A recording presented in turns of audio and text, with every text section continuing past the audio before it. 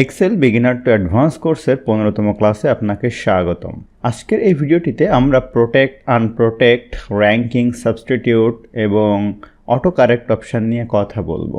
তো চলুন সে বিষয়গুলি দেখে নেওয়া যাক। প্রোটেক্ট, আনপ্রোটেক্ট এক্সেলে বেশ গুরুত্বপূর্ণ। যারা আপনারা বিভিন্ন রকম ডেটা অন্যদেরকে সেন্ড করতে চান, ডেটাগুলোকে লক করে দিয়ে, সেক্ষেত্রে প্রোটেক্ট, আনপ্রোটেক্ট এই অপশানটি আপনারা ইউজ করতে পারেন, যেন নির্দিষ্ট কোনো ভ্যালুকে কেউ এডিট করতে না পারে বা মুছে দিতে না পারে। সেক্ষেত্রে অপশানগুলো আপনি ব্যবহার করতে পারেন। তো প্রোটেক্ট, আনপ্রোটেক্ট অপশানটা আপনি যে রিভিউর ভিতরে পাবেন। যাওয়ার পরে দেখেন এখানে প্রথমে একটা অপশান আছে প্রোটেক্ট শিট। যদি এটার উপরে আমি ক্লিক করার পর এখানে একটি পাসওয়ার্ড দিয়ে 1 2 3 4 দিয়ে ওকে দিলাম, আবারও 1 2 3 4 দিয়ে ওকে দিলাম।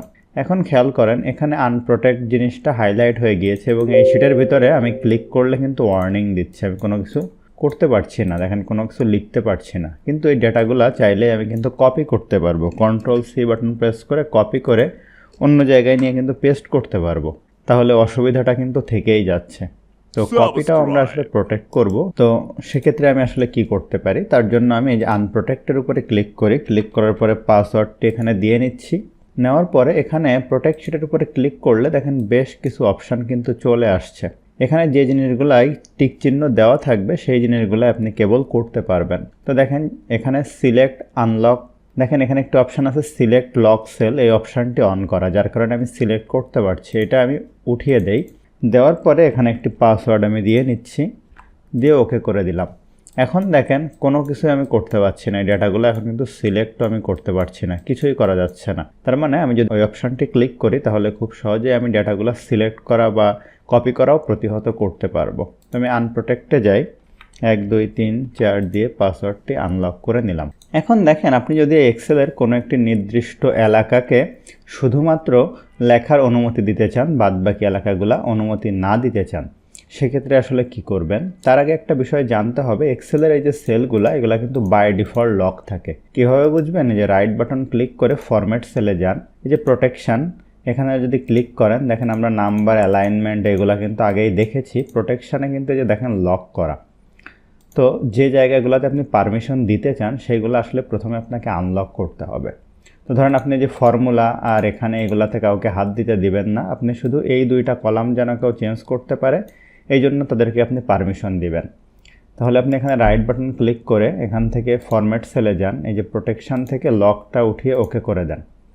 এখন যদি প্রোটেক্ট শিটে যান, যাওয়ার পরে এখান থেকে 1 2 3 4 ক্লিক করে পাসওয়ার্ডটা দিয়ে দেন। দেওয়ার পরে আপনি খেয়াল করেন এখানেও কেউ কাজ করতে পারছে না, এখানেও কেউ কাজ করতে পারছে না। শুধুমাত্র দেখেন এই সেলগুলোতে কেউ চাইলে লিখতে পারবে, অর্থাৎ এই ভ্যালুগুলো চেঞ্জ করতে পারবে, কিন্তু এই সমস্ত ভ্যালু কিন্তু কেউ কাজ করতে পারবে না। তার মানে এভাবে আপনি যেটা করতে পারেন খুব সহজে, এই যে ফর্মুলার যে সেলটা আছে সেইগুলো লক করে বাদ বাকিগুলো আপনি এডিটেবল করতে পারেন। সেটার জন্য দেখেন কিভাবে করবেন, আনপ্রোটেক্টে গিয়ে যে পাসওয়ার্ডটা দিয়ে দেন। দেওয়ার পরে এই সব ভ্যালুগুলো আপনি সিলেক্ট করেন, রাইট বাটন ক্লিক করে এখান থেকে ফরম্যাট সেলে যান, এই যে লকটা এটা উঠিয়ে ওকে করে দেন। এখন প্রোটেক্ট করে দেন, 1 2 3 4 1 2 3 4 ওকে দিয়ে দেন। এখন খেয়াল করেন এইগুলা যে কেউ এডিট করতে পারবে, কিন্তু এই ফর্মুলাগুলা কিন্তু কেউ দেখেন এডিট করতে পারবে না। খেয়াল করেন এইগুলাই কেউ এডিট হাত দিতে পারবে না।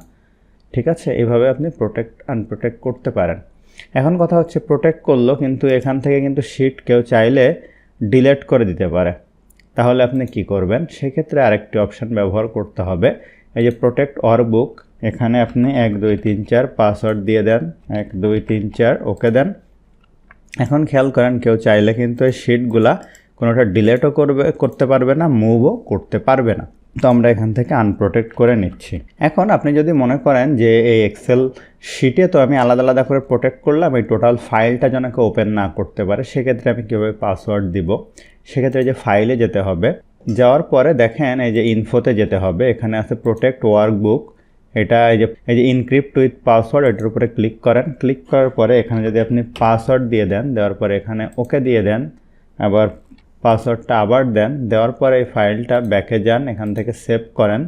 সেভ করার পরে এই ফাইলটা যদি কেটে দেন, এখন এই ফাইলটা দেখেন আমার এখানে আছে। এখান থেকে যদি আমি ওপেন করার চেষ্টা করি এই ফাইলটি, দেখেন এখন কিন্তু পাসওয়ার্ড চাচ্ছে 1 2 3 4। এখন কথা হচ্ছে এই পাসওয়ার্ড যদি আপনি ভুলে যান তাহলে কিন্তু এই ফাইলটি আর ওপেন করতে পারবেন না। এখন যদি পাসওয়ার্ডটি উঠিয়ে দিতে চান, ফাইলে যেতে হবে, এই যে ইনফোতে যেতে হবে, প্রোটেক্ট ওয়ার্কবুক থেকে যে ইনক্রিপ্ট উইথ পাসওয়ার্ড, এটা আপনি এখান থেকে মুছে দেন, দিয়ে ওকে দিয়ে দেন। দিয়ে যদি এখন আবার আপনি সেভ দেন, কেটে দেন,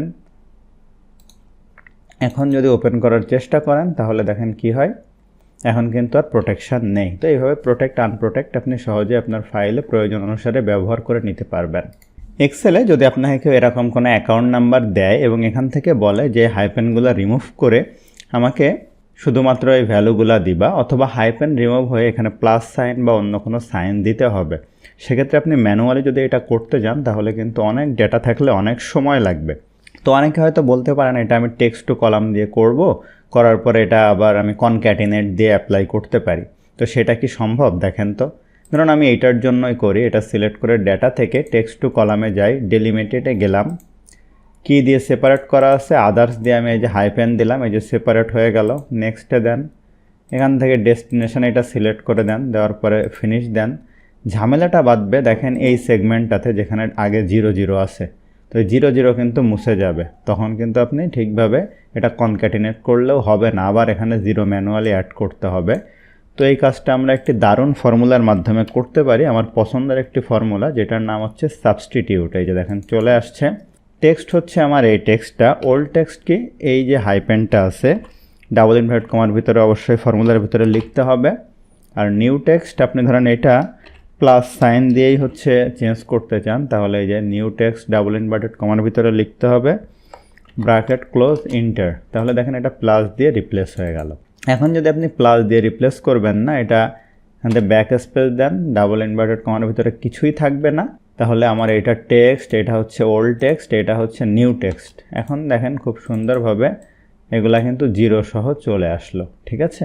তো এইভাবে খুব সহজে আপনি করতে পারবেন। এখন এই ভ্যালুটা সিলেক্ট করেন, করে এখানে গিয়ে রাইট বাটন ক্লিক করে ভ্যালু হিসাবে পেস্ট করেন, তাহলে কিন্তু 0 সহ সব সহ এই যে বামে 0 হোক ডানে 0 হোক সবই থেকে গেল, কোনো অসুবিধা হলো না, ঠিক আছে?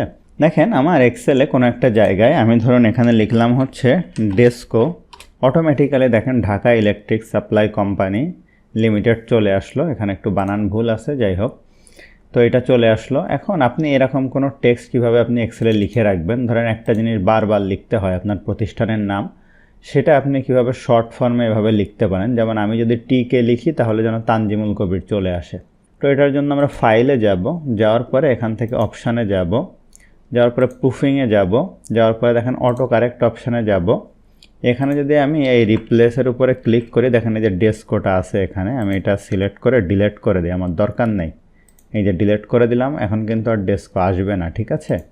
এখন আমি এখানে লিখলাম ধরুন টিকে, বড় হাতের লিখতে হবে, টিকে লিখলে এখানে চলে আসবে এমডি তানজিমুল কবির, আপনি এখানে অ্যাড দিয়ে দিলাম, দিয়ে ওকে দিয়ে দিলাম, এখানে ওকে দিয়ে দিলাম।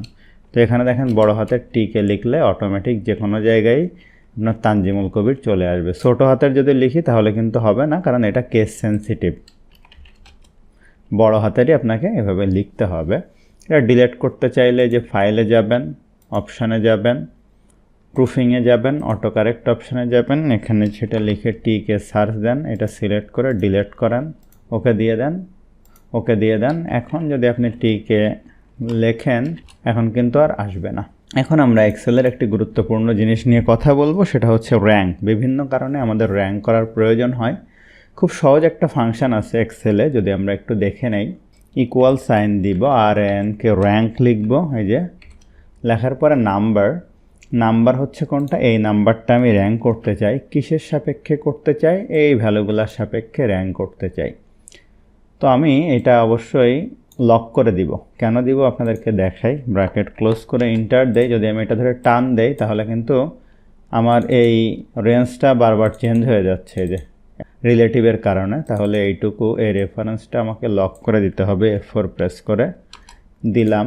এখন আমি যদি ধরে টান দেই, তো ঝামেলা একটা আছে, খেয়াল করুন, এই যে আমার 1 আছে, 2 আছে, 3 আছে, দেখেন 3-এর পরে আমার কিন্তু 4 নেই, 4 নেই, 5 আছে, আবার 6 2বার আছে।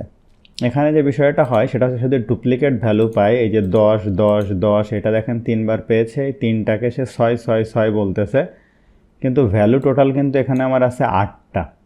তার মানে এই দেখেন এটা 1 নাম্বার, এটা 2 নাম্বার। আপনাদেরকে যদি আমি সিরিয়াল করে বোঝাই তাহলে সুবিধা হবে বুঝতে। দেখেন এই ভ্যালুটা সিলেক্ট করি, রাইট বাটন ক্লিক করে কাস্টম সর্টে যাই, কিসের হিসাবে সর্ট করব, র্যাঙ্ক এই কলামের সাপেক্ষে স্মলেস্ট টু লার্জেস্ট বা লার্জেস্ট টু স্মলেস্ট দিয়ে ওকে দিই।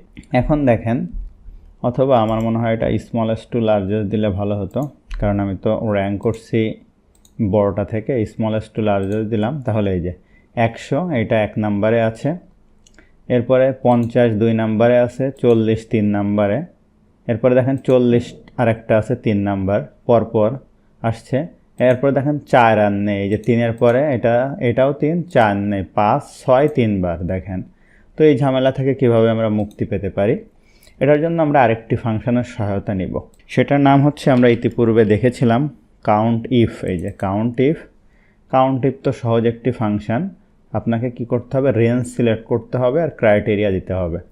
তো আমরা রেঞ্জটা সিলেক্ট করা এখানে একটু টেকনিক অবলম্বন করব। আমরা রেঞ্জ দিব এই সেলটাই, এই সেল থেকে ক্লোন দিয়ে এই সেলটাই, অর্থাৎ এখান থেকে এই পর্যন্তই আমার রেঞ্জ, এইটার মধ্যেই রেঞ্জ, এবং খুঁজবে কি এই রেঞ্জের ভিতরে কাউন্ট করবে কি এইটাই, অর্থাৎ এইটুকুর মধ্যে এইটুকুই সে কাউন্ট করবে। দেখেন আমি ব্র্যাকেট ক্লোজ করে যদি ইন্টার দেই, তাহলে এখানে কাউন্ট কি 100-এর মধ্যে কতবার আছে, 100 একবারই আছে। কিন্তু এই ফর্মুলাটা যখন টেনে দিব তখন একটা কাজ করতে হবে। তো সেক্ষেত্রে আমরা যেটা করব, আমরা প্রথম সেলটা দেখেন অ্যাবসোলিউট করে দিব, এই প্রথম G2টা। কেন করব একটু পরে বুঝতে পারবেন। করে দিলাম, দিয়ে ইন্টার দিলাম, দিয়ে এইটা যদি আমি এখন টেনে দেই, দেখেন কি হয়, যখন এখানে যাচ্ছি এই প্রথম সেল কিন্তু আমার অ্যাবসোলিউট রয়ে গেছে, পরেরটা কিন্তু চেঞ্জ হয়েছে। দেখেন এগুলা চেঞ্জ হচ্ছে। এই পর্যন্ত যদি যাই, দেখেন প্রথম থেকে কিন্তু রেঞ্জ এইভাবে কি সুন্দর সিলেক্ট হয়ে যাচ্ছে, যে G2 থেকে এখানে G8 পর্যন্ত। এই G8 কতবার আছে, 10 কতবার আছে, দেখেন একবার 2বার, এই পর্যন্ত 10 2বার আছে সেটা বলতেছে। এখন এখানে কি করলো, এই প্রথম থেকে এই পর্যন্ত এই সেলটা কতবার আছে, 10, দেখেন 1 2 3বার আছে, সে সেইটা বলে দিচ্ছে। অর্থাৎ প্রথমটা আমি লক করে দিলাম, পরেরটা আমি রিলেটিভলি চেঞ্জ করলাম। আশা করি বুঝতে পারছেন। এগুলো আপনাদেরকে আরেকটু বেশি মাথা খাটাতে হবে বা একটু সময় নিয়ে দেখতে হবে, তাহলে বুঝতে পারবেন যে আমি আসলে কি করেছি। এখন তাহলে কি হলো, আমার এইটা দেখেন 100 কতবার আছে, একবার, 50 একবার আছে, 40 একবার আছে, এই পর্যন্ত এই বরাবর কি আছে, 40 2বার আছে, 25 একবারই আছে এই পর্যন্ত, 10 আছে এই পর্যন্ত একবার, এরপরে এই পর্যন্ত 2বার, এরপরে এই পর্যন্ত 3বার। এখন দেখেন এই দুইটা ফর্মুলা যদি আমরা একত্রে করি তাহলেই টোটাল র্যাঙ্কটা আমরা পাবো। সেক্ষেত্রে কি করব, এইটুকু আমি কপি করে নিই, ফর্মুলাটুকু Ctrl+C দিয়ে ইন্টার দিলাম। এখন এই র্যাঙ্কের সাথে এটা আমি যোগ করে দিব। দেখেন এখানে পেস্ট করে দিলাম, দিয়ে যদি আমি ইন্টার দেই তাহলে দেখেন এটা 2 হয়ে গেল, এটা 9 হয়ে গেল। তাহলে 2 থেকে দেখেন কাউন্ট করতেছে। এখানে যখন আমি ফর্মুলাটা কি করলাম, প্রথমে একবার র্যাঙ্ক করলাম, তার সাথে যোগ করলাম হচ্ছে কাউন্ট। তো সেক্ষেত্রে যদি আমার কিন্তু 2বার হয়ে গেছে, এই জন্য এখানে আমাকে দিতে হবে -1। এখন দেখেন আমার 1 থেকে শুরু হবে, এই যে এটা 1, এটা 2, এটা 3, পরের 40টা 4, এটা 5, এটা 6 7 8। খুব সহজেই কিন্তু আমার র্যাঙ্ক হয়ে গেল, কোনোটা আর বাদ পড়লো না। তাহলে এই যে কাজটা আমরা এখানে করলাম, র্যাঙ্ক করলাম একবার, তার সাথে কাউন্ট ইফকে যোগ করে দিলাম, দিয়ে আবার 1 মাইনাস করলাম। একটু কঠিন মনে হতে পারে, একটু ধৈর্য ধরে যদি আপনি দেখেন তাহলে আশা করি এটা ক্লিয়ার হয়ে যাবে। তো আশা করছি ভিডিওটা আপনার জন্য হেল্পফুল ছিল। কথা হবে পরবর্তী ভিডিওতে। ধন্যবাদ সবাইকে।